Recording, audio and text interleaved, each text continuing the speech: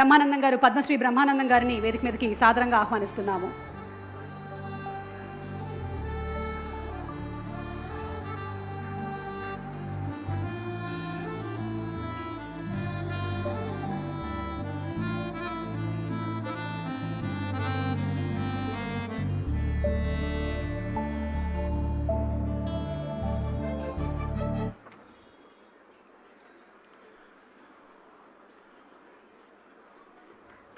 As యూజువల్గా వేదికను అలంకరించిన అనడానికి వీలు లేదు. వేదిక ఇక్కడేం లేదు, ఎవరు లేరు. కాబట్టి అందరికీ నా హృదయపూర్వకమైన నమస్కారాలు తెలియజేసుకుంటున్నారు. ఈరోజు అక్కినేని నాగేశ్వరరావు గారు ఉరఫ్ ఏఎన్ఆర్ ఆయన 100 సంవత్సరాల పుట్టినరోజు సందర్భంగా వారి కుటుంబ సభ్యులు నిర్వహిస్తున్నటువంటి ఈ కార్యక్రమానికి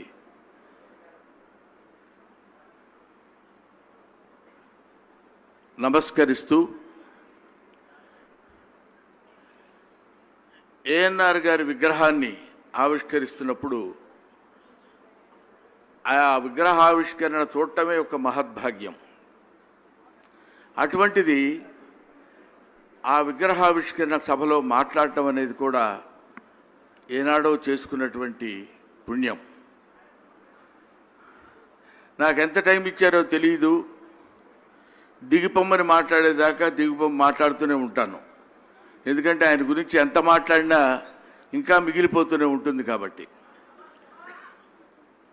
అక్కినేని వారు ఆయనకి తెలీదు చిన్నప్పుడు ఆయన అక్కినేని నాగేశ్వరరావు అవుతానని. పుట్టినప్పుడు అక్కినేని నాగేశ్వరరావు గారే పున్నమ్మ వెంకటరత్నం దంపతులకు పుట్టినప్పుడు ఒక మామూలు రైతు కుటుంబంలో పుట్టి రైతు కుటుంబంలో పుట్టినటువంటి ఆ మహోన్నతమైనటువంటి వ్యక్తి ఒక అద్భుతమైనటువంటి స్థితికి చేరుకోవటం అనేది అది సామాన్యమైన విషయం కాదు. చాలామంది ఆయన అక్కినేని నాగేశ్వరరావు గారు కారణ జన్ముడు అంటాను నేను. ఏదో స్టేజ్ ఇచ్చారు కాబట్టి మీరు మాట్లాడుతున్నారు కాబట్టి మిమ్మల్ని పిలిచారు కాబట్టి ఆయన కారణ జన్ముడు అని మీరు అన్నారు అని అనుకోవచ్చు. కాదు, ఆయన నిజంగా కారణ జన్ముడు అని చెప్పడానికి నేను చెప్పినటువంటి ఆ స్టేట్మెంట్ని నేను బలపరుచుకుంటాను. ఎలాగంటే నట కుటుంబంలో పుట్టినవాడు కాదు. ఆయన కుటుంబ నేపథ్యం నటనకు సంబంధించింది కాదు, రైతు కుటుంబానికి సంబంధించింది. ఆ కుటుంబంలో పుట్టి ఒక ఆర్థికపరమైనటువంటి అత్యద్భుతమైన సంపన్న కుటుంబంలో పుట్టినవాడు కాదు. అయినా అటువంటి స్థితి నుంచి చదువు పెద్ద ఇంటర్నేషనల్ స్టాండర్డ్స్లో చదువుకున్నవాడు కాదు. ఆ స్థితి నుంచి కేవలం తనకు తెలిసింది ఏమిటంటే నటన. కేవలం ఆయన క్వాలిఫికేషన్ ఏంటంటే నటన. ఆయన ఆ నటన అనేటువంటి చిన్న క్వాలిఫికేషన్ తోటి ఒక అద్భుతమైనటువంటి వ్యక్తిగా మారి, ఒక మహోన్నతమైనటువంటి వ్యక్తిగా మారి, ప్రపంచంలో ఉన్నటువంటి తెలుగు వాళ్లే కాదు, నటుడు అనేవాడు ఎవడైనా ఉంటే he has to open the gospel of Akkineni Nageswara Rao book. ప్రతి నటుడు అక్కినేని నాగేశ్వరరావు గారి యొక్క గ్రంథాన్ని తిరగవేసి చదువుకుని ఎంత గొప్పవాడో ఆయన అని తెలుసుకోవాల్సిన విషయం. మనం కూడా నటులం ఎంత గొప్పవాళ్ళం కావాలో అనేటువంటి భావనకి ఇన్స్పిరేషన్ కలిగించినటువంటి వ్యక్తి అక్కినేని నాగేశ్వరరావు గారు. అందుకే నేను ఆయన కారణ జన్ముడు అన్నాను. కాబట్టి ఎక్కడో అలా అలా పుట్టి పెరిగిన తర్వాత ఎక్కడో నాటకాలు వేసుకుంటూ, ఏదో సినిమాలు వేసుకుంటూ, సినిమా రంగంలో గొప్పవాళ్ళు అవ్వడం అనేది సామాన్యమైన విషయం కాదు.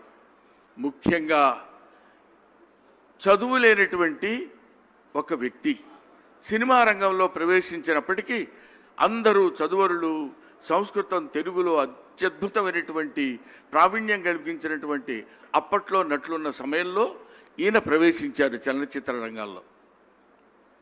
చదువు రాదు, చుట్టుపక్కల చదువు ఉన్నటువంటి వాళ్ళు ఉన్నప్పుడు ఒక చదువు రాని వ్యక్తి ఎలా బాధపడతాడు, ఎలా ఆలోచిస్తాడు, ఆయన ఆలోచన విధానం ఎలా ఉంటుంది, అది తన్ను తాను తమాయించుకొని నిలబడి తన్ను తాను స్వయం కృషిగా చెక్కుకున్నటువంటి స్వయం శిల్పి అక్కినేని నాగేశ్వరరావు గారు. వాళ్ళందరి మధ్య మెలుగుతూ వాళ్లతో కాంపిటీషన్గా పెట్టి తన యొక్క లేనితనాన్ని బయటికి కనపడనివ్వకుండా ఒక అద్భుతమైనటువంటి రీతిలో రీచ్ అయినటువంటి మహనీయుడు అక్కినేని నాగేశ్వరరావు గారు. ఇంకా అందుకనే నేను ఆయన కారణ జన్ముడు అన్నాను. ఇంకో విషయం కూడా ఏంటంటే, మనందరం తెలుసుకోవాల్సినటువంటి విషయం, ఆయనకి తెలుగు రాదు, కానీ తెలుగు రాదని ఐ మీన్ సంస్కృతం రాదు, కానీ అక్కినేని నాగేశ్వరరావు గారు మహాకవి కాళిదాసు వేషం వేశాడు, భక్త జయదేవ వేషం వేశాడు, విప్రనారాయణ వేషం వేశాడు. అన్ని సంస్కృత పదాలు, సంస్కృత శ్లోకాలు. ఏ చదువు సంధ్య లేనటువంటి, అంటే చదువు సంధ్య లేకపోవటం అంటే డిగ్రీస్ లేనటువంటి వ్యక్తి, కాకపోతే డిగ్రీ లేదు, ఆయన బిఏ కాదు, బీకామ్ కాదు, బిఎస్సి కాదు అనొచ్చేమో, కానీ మానవాళి నివసించేటువంటి యూనివర్సిటీలో ఒక అత్యద్భుతమైనటువంటి మహోన్నతమైనటువంటి ఒక మాస్టర్ డిగ్రీలో డాక్టరేట్ చేసినటువంటి వ్యక్తి అక్కినేని నాగేశ్వరరావు గారు. He such a greatest personality. మనందరం ఆయన పుట్టినప్పుడు, ఆయన పెరిగిన ప్రదేశంలో ఆయన్ని చూస్తూ మనం బతికామని చెప్పుకోవడానికి ఎంతో ఎంతో గర్వపడాల్సినటువంటి విషయం. ముఖ్యంగా నటీనటులు, ముఖ్యంగా కళాకారులకి అదొక పెద్ద వరం. ఎవరు? అక్కినేని నాగేశ్వరరావు గారు. ఆయన వెరీ సింపుల్ మనిషి. ఎంత సింపుల్గా ఉంటాడో ఆయన ఆలోచన విధానం అంత, ఆయన అంటే ఆయన పోషించినటువంటి డిసిప్లిన్, క్రమశిక్షణ అంత కఠినంగా ఉంటుంది. అలా ఉండబట్టే ఆయన తనకున్నటువంటి ఆ పర్సనాలిటీ తోటి అద్భుతమైనటువంటి క్యారెక్టర్స్ చేసి బ్రహ్మాండమైనటువంటి పేరు ప్రఖ్యాతులు తెచ్చుకున్నాడు. ముఖ్యంగా ఆయనకి కాళిదాస్ అవార్డు ఇవ్వడం ఏంటండి, ఆలోచించండి. ఒక అక్షరాల్లో పెద్ద పేరు ప్రఖ్యాతులు లేనటువంటి వాళ్ళు సంస్కృత మహాపండితుడైనటువంటి మహాకవి అయినటువంటి కాళిదాస్ అవార్డు ఆయనకి రావడం, ఇలాంటివి భారతదేశంలో ఆయనకు వచ్చినన్ని అవార్డ్స్ ఏ నటుడికి రాలేదు. ఇది నిజం, ఇది నిజం, ఇది నిజం. ఆయన పొందినన్ని సన్మానాలు ఏ నటుడు పొందలేదు. ఆయన పొందినటువంటి అత్యద్భుతమైనటువంటి స్థితి ఇంకెవరు ఆ స్థితిలో పొందలేరు అనేటువంటి మహనీయమైనటువంటి గొప్ప వ్యక్తి అక్కినేని నాగేశ్వరరావు గారు. ఆయన ఎటువంటి క్యారెక్టర్స్ చేసినా, ఎలా చేసినా ఆ రోజుల్లో అక్కినేని నాగేశ్వరరావు గారిని ఇమిటేట్ చేస్తూ, అక్కినేని నాగేశ్వరరావు గారు ఎలా మాట్లాడతారు, ఆయన డైలాగ్ ఎలా చెప్తారు అని మేము మా చిన్నతనంలో, ముఖ్యంగా నేను అక్కినేని నాగేశ్వరరావు గారిని ఇమిటేట్ చేస్తూ కొన్ని ప్రోగ్రామ్స్ కూడా చేశా. ఇప్పుడు ఏదో మైక్ దొరికింది కదా అని ఇష్టం వచ్చినట్టు మాట్లాడటం కూడా ధర్మం కాదు.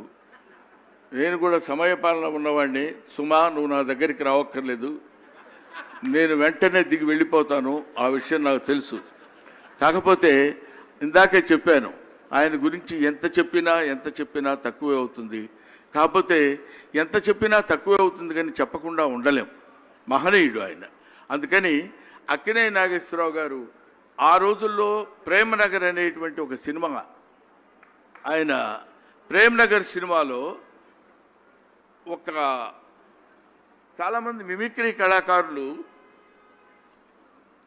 నాగేశ్వరరావు గారు అనగానే అబ్బా గేట్ అబ్బా అని నాగేశ్వరరావు గారు మాట్లాడేటువంటి శారీరక అభినయాన్ని ప్రదర్శిస్తూ చెప్తారు. ఆయన అలాగే అబ్బా ఏంటబ్బా అని ఉన్నట్టయితే ఇన్ని సంవత్సరాలు ఉండేవాడు కాదు, ఇంతమంది ప్రేక్షకుల హృదయాల్లో ఉండేవాడు కాదు. ఇలా చిరస్థాయిగా ఆ టీవీ చూడండి, అక్కినేని నాగేశ్వరరావు గారి టీవీ, పచ్చి 16 అణాల తెలుగు వ్యక్తి ఉన్నట్టు మనిషి కనిపించేటువంటి మహానుభావుడు.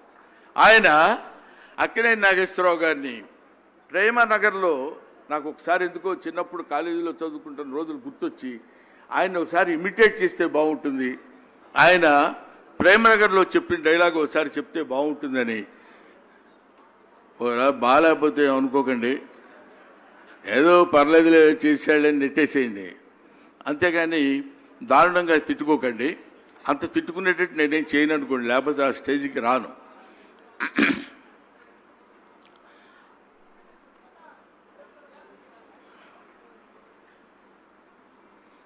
అక్కినేని నాగేశ్వరరావు గారు ప్రేమనగర్లో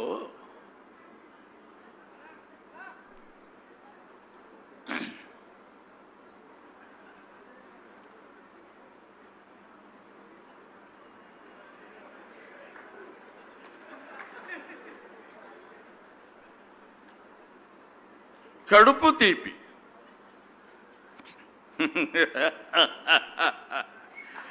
ఎక్కడిదమ్మా కడుపు తీపి? మహారాజుల మందిరాల్లో మచ్చుకైనా దొరకని ఆ కడుపు తీపి ఎక్కడిదమ్మా?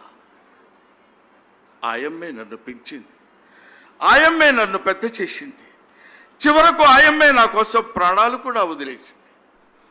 ఆయమ్మ ప్రాణాలు బలి తీసుకున్న కడుపు తీపి కూడా ఇదేనా అమ్మా? చెప్పండమ్మా, చెప్పండమ్మా. ఇది అక్కినేని నాగేశ్వరరావు గారి స్పీచ్.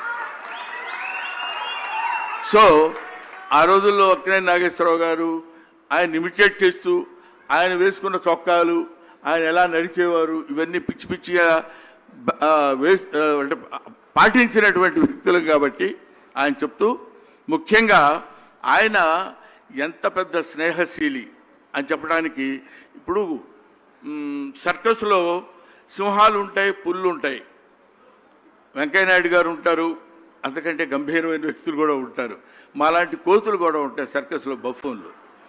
కాబట్టి మేము చెప్పే వాటిలో కొన్ని చిలిపి మాటలు కూడా ఉండొచ్చు. నాగేశ్వరరావు గారు ఆయనకి కారం అంటే బాగా ఇష్టం. ఆ కారం ఎప్పుడైనా ఎక్కడైనా ఉన్నప్పుడు ఆయన చాలా బాగా తింటారయ్యా కారం అని చెప్పేవాడు.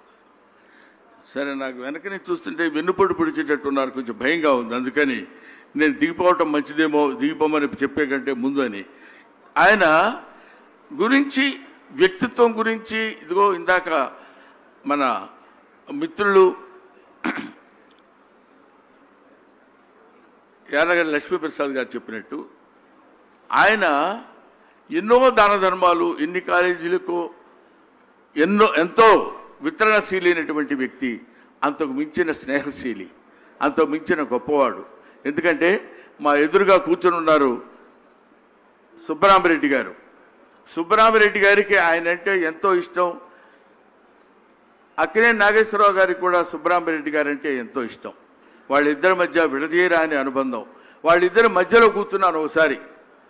ఎందుకు కూర్చున్నాను రా బాబు అనిపించింది. ఎందుకంటే వాళ్ళిద్దరు మాట్లాడుకుంటున్నప్పుడు ఒకళ్ళు ముక్కుతో పొడిచేవాళ్ళు, ఒకళ్ళు ఇంకోటి పొడిచేవాళ్ళు. ఎందుకంటే వాళ్ళు మాట్లాడుకుంటున్నప్పుడు చేతులకు అడ్డం వచ్చేవాళ్ళు అనమాట. నేను అంతటి స్నేహపాతుడైనటువంటి వ్యక్తి. ఎంతోమంది ఇక్కడ నివసించినటువంటి ఈ ఆయన స్నేహితులు అక్కినేని నాగేశ్వరరావు గారు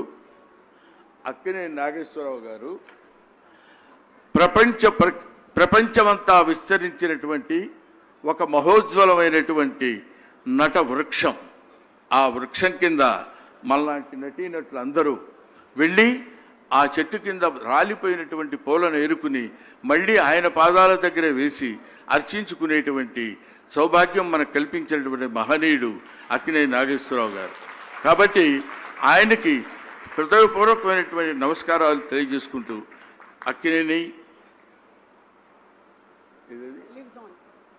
Akkineni lives on. Thank you.